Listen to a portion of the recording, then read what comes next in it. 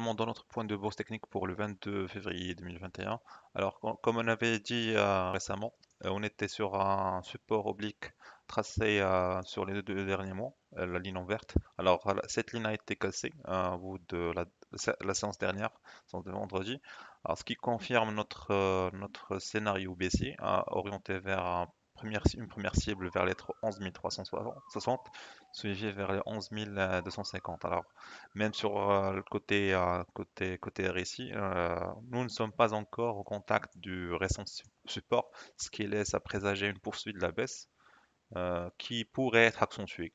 Cependant, il y a un risque qu'il y ait un premier pullback pour essayer de rentrer dans le dernier, ou bien dépasser le dernier support devenu résistance aux alentours des 11 600. D'accord? En cas d'échec, alors ça va confirmer que ceci est un pullback, et donc ça confirme aussi le dernier signal technique baissier qu'on avait déjà présenté lors de la semaine dernière pour confirmer la tendance baissière du MASI. En attendant une réaction, que ce soit soit sur cette ligne de support oblique, soit au niveau de ce niveau des 11 220. Alors, je privilégie l'achat à ce niveau, surtout pour les grosses capitales, tant plus que sur un autre niveau.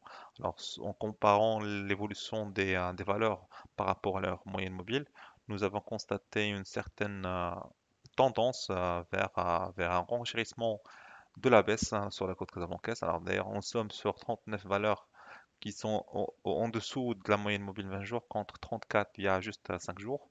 Alors tant plus que la nature des valeurs qui dépassent la moyenne mobile à la baisse sont essentiellement des valeurs de grosses capis, ce qui confirme notre scénario baissier.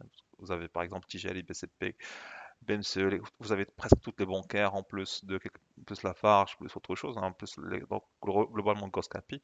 Alors sur la partie qui demeure toujours supérieure à la moyenne mobile 20 jours, ben, vous avez essentiellement des petites valeurs ou des mid-cap.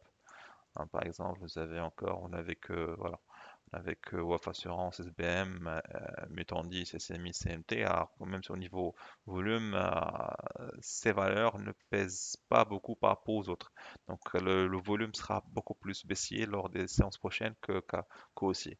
Alors, c'est pour ça qu'on privilégie plutôt de faire attention, surtout pour le Goscapi. N'essayez pas de surpondérer en attendant jusqu'à deux scénarios, soit un retour vers cette zone où vous allez acheter à bon prix, donc aux alentours de 11 300, 11 200, soit attendre la cassure ou un retour vers la 11 550 en cas d'une cassure avec une clôture supérieure à la moyenne mobile. À ce niveau, vous pouvez acheter avec moins de risques compte tenu de la fin de cette baisse. Hein. Ça aurait été juste un premier pullback ou un signal baissier avorté.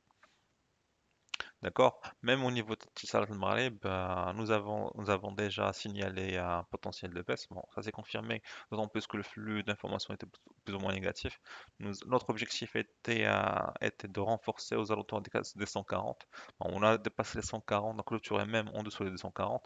Pour cette séance, je privilégie qu'il pourrait y avoir une tentative de complément de ce gap, d'autant plus que le niveau d'évolution du RSI est un niveau d'oversell. Donc ça incite vers l'achat.